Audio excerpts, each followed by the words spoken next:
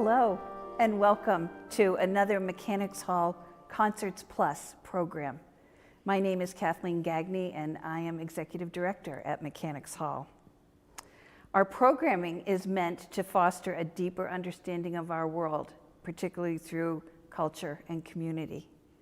Today, I'd like to thank Music at Trinity, Ministry of the Trinity Lutheran Church here in Worcester, for sponsoring our guest performer's appearance.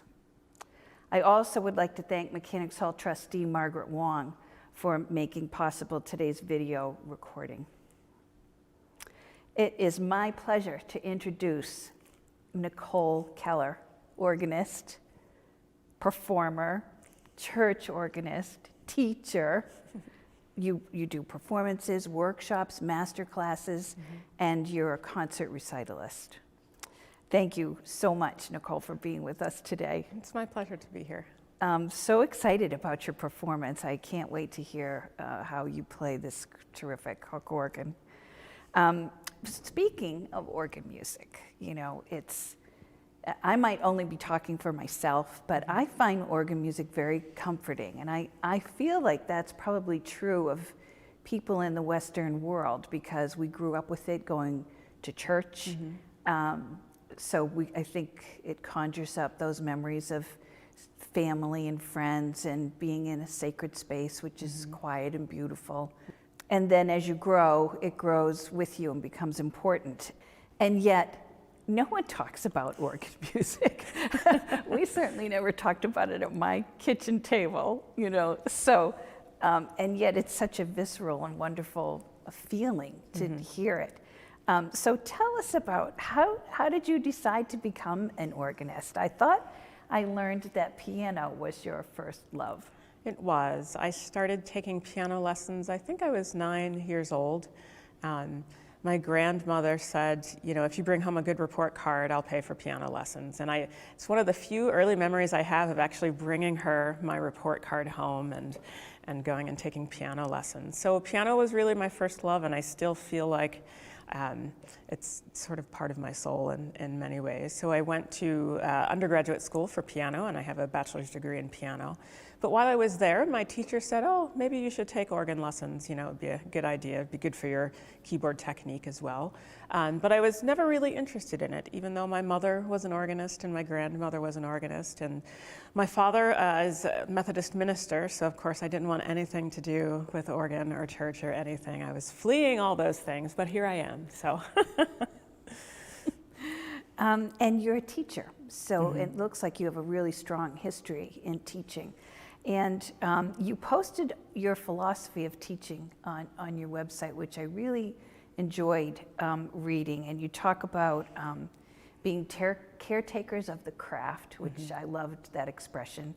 And you also said, the best legacy we can leave for students is a commitment to excellence and a lifelong desire to learn and become the best musicians we can be. And it struck me how in alignment that concept of achieving excellence is with the Worcester County Mechanics Association, which built this gorgeous hall. And you know, they were about achieving excellence in this new world of industry that they were creating, and built this hall so that people could experience inspirational work by inventors or innovators. Music has always been a part of this beautiful hall, but achieving excellence is a concept that really rings true for all of us. In fact, every year we give out a Master Mechanic Award in support of achieving excellence. So also, you talked in your blog to your students recently about the sacred time of practice, and I loved that too. So I'd like you to just, you know, chat with us about those concepts and what they mean to you. As musicians, whenever we play in front of other people, you know, we're leaving something behind. We're always leaving something behind or passing something on. And I think it's important, even if it's, you know, in a casual setting, that we think a little bit about what we're passing on to someone else and what we're actually leaving behind. And if you're in a position where you're teaching or you're a church musician, you know, what you leave behind is even more important. It's connected to people's faith. It's connected to their identity in many ways. It's connected to quite a few emotions. So it's quite a responsibility, I feel like, for that. So the quality of what we bring is important, because as we pass things on, of course, little bits of it gets chipped away here and there. And so it's important that we bring the best that we can so people can get the fullest picture of whatever it is we're offering, even if it is something for fun, but especially if it's something that is serious, for sure. Yeah. And for practicing, I find the most important time for me as a musician is the time that I spend with the instrument. And it's very much a time of self-discovery about myself. I learn about how I learn, how quickly I learn, the mistakes I keep making over and over and over again before I decide to finally fix them. You know, and all of these things, I think, connect to the things that we do in real life. You know, if I decide in my practice that I'm going to be really disciplined about something until I reach a goal, I am more likely to be a person who does that in other things in their life. But if I'm a person who's constantly skipping steps and just sort of kind of faking my way through it, it's not unusual for that to show up in other parts of our life as well. So for me and my students, I try to think, what type of person do I want to be? What type of musician do I want to be? And that should be in my practice as well. So it should be very focused and very dedicated in that way. And fun along with that, but I think all of that focus and dedication needs to be there as well. That's so interesting, and it's and so true. And that the concept of practice, you know, I try to tell my staff it's progress. It's not perfection that we're looking for. And you know, the more you practice something, as you say, in your interior world becomes a little bit deeper, and you're not looking for excellence, but not perfection. Not perfection, right? Yeah, and excellence in the process that you bring to what you do, not in every little thing is perfect, because that's never going to happen. We're not robots, so. Always something to aspire to, yes. right? So Mark Mummert, who is instrumental in bringing you here today, says that you are one of the country's finest concert musicians. Oh. And I wanted to talk to you about your experience as a recitalist, as a concert performer, which is not something many of us think about when we talk about organ music. Yeah, and you know, I think of this hall and this space to be indicative of what I think about as a concert musician. I think because organs are mostly in churches, people sort of disassociate the idea of a concert musician and an organist together. But it's, you know, and there used to be many more halls with organs in them, and high schools with organs in them. You know, it used to be much more commonplace than it is now. So it is, I think, a little unusual for people to think of concert organists, unless they're a member at a large church and they're used to seeing this type of thing. But we're out here doing a lot of interesting things, and it's a very interesting life for sure. It's a little bit different, I think, than concert pianists and cellists and such things, but it's an interesting life. What's different, do you think? Well, first of all, we have to come a little bit earlier to get to know the instrument. Every instrument feels completely different. Right. The sounds are different, the stops are different, the location of things on the console are different. So it takes a little bit of time to get used to that. I played at Trinity Lutheran Church yesterday for a concert, and the console, I mean, the shape of the console is different. This action is a lot heavier than that organ is, so you have to leave time to adjust for that, to adjust for the acoustic that you're in, and take as much time as you need for that. So that's a little bit different as well. I think we don't, as I said before, we don't have as many concert halls to play in. So we end up playing in places more than once, perhaps more than other artists do, which is not a bad thing. I actually enjoy coming back to organs that I know really well. It's kind of like greeting an old friend again.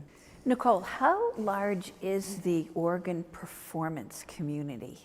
I think it's smaller than other instruments, for sure. In the organ community, we have an association called the American Guild of Organists, which anyone can join if you're professional organists or just an organ aficionado even. And they publish a monthly magazine called The American Organist. And in the front and back covers, you'll see advertisements, for example, for two management agencies for organists who do this type of thing all the time. And also in the middle of the magazine, magazine, you'll see more advertisements for agencies. So it's small, but it's very diverse as well. And I think you have people like me who do a lot more traveling for this, and people who stay rather local and are quite busy doing a lot of concertizing, maybe in their local churches or around their regional area. So it's a pretty, it's a diverse field, I think. That's so interesting. I wonder what it's like for you to see yourself through this lens. Are you a pioneer among Black people and among Black women in particular? How do you feel about your career in that sense? It's a very strong and vibrant career. How do you see that? You know, I never really thought of myself in that way as a Black organist. I just thought of myself as an organist. In the Black church, of course, female organists are fairly commonplace. In my experience growing up, I encountered more female organists than male organists, so that was pretty common. I think outside of that tradition, it's much more uncommon. And as I'm sitting here thinking, I'm trying to think of another Black organist in the United States who's doing a lot of concertizing, and I can't think of any off the top of my head. I hope I'm not forgetting anyone. And I think I've always been a fairly independent person, even as a child. I never felt that I had to see someone like me doing something I wanted to do in order to feel like I could do it. I guess I would call it independence. My parents would probably call it willfulness or something. But I do understand now, as I talk to more people, the importance of people needing to see some sort of model. And people like Michelle Obama come to mind, and how trailblazing she was. But strong Black women, for me, were just a part of reality. So I guess, I don't know, I never considered myself to be all that special in that respect, but I certainly see in a broader sense that I am more unique than I would have ever thought, for sure. Yeah, I think that's really true. And what about being a Black woman in academia? More uncommon, and certainly in conservatory and music school as well, very uncommon. And I was asked that question earlier this week of why do I think that is, and you know, I really don't know, besides the fact perhaps there weren't a lot of models for people to see that, so they didn't think of that as a career that was possible for them, or they didn't have the opportunities, or they weren't inspired by someone. You know, I can certainly think of concerts of my youth that I thought, oh, I want to be that person on a stage. I want to do that. I want to hear that music. I want to be surrounded by that, and that inspires you to do it. And I think what a shame that, you know, people who might have this talent don't get the opportunity to discover it. So I hope in some small way what I am doing inspires someone in some way to learn a little bit more about something they don't know. On the homepage of your website, this is the quote you chose to define yourself, and it's from the Chicago Crusader, and it says, "An aggressive player with outstanding technique and fine musical sensibilities." So tell me why that's what you chose to define you. From a review from a long time ago, and I always liked it because I liked that they said I was an aggressive player. You know, I think most people don't look at me and think of me as an aggressive person. But the match of an aggressive player with fine musical sensibilities, and I think as musicians we try to embody all of these things. And when I talk to my students about their playing and what type of musician they want to be, I try really hard to get them to come outside of themselves. If they're a very shy musician, which many of them are, I try to really push their boundaries and tell them, okay, now do something that feels really, really ugly, that feels like you're going way too far, just so you can see how much room you have. You know, you're hiding out over here, and you've got all the space to play with over here, so let's explore that just a little bit. And I try to do that in my own playing. I don't know if I'm always successful in it, but I do try. Well, you know, just to tackle an instrument like the hook organ, you can't be timid. Oh no, you have to have some strength. Yeah, you have to be physically strong and have endurance. And I mean, I have witnessed organists leave the console and say, I cannot play this organ. It's very physically challenging. And And so in these- that way, being aggressive is useful, but certainly also in the way you describe. Historic instruments like this before talented engineers came up with ways to take the weight out of the keyboard, you just had to deal with it, and you had to figure out a way of seating yourself properly and getting yourself in a position and using your arm weight so that you can just push the keys down. But it does take quite a bit of endurance, and you have to plan your practice appropriately so you don't wear yourself out over a short period of time. Absolutely, yeah. Now let's change direction and talk about your program today. Florence Price. Her story is fascinating. She was the first Black woman to have a symphonic work performed by a major national symphony orchestra. That was Chicago, I think. Yes. In 1933. For the folks in our audience, I urge you to go online and learn about Florence Price.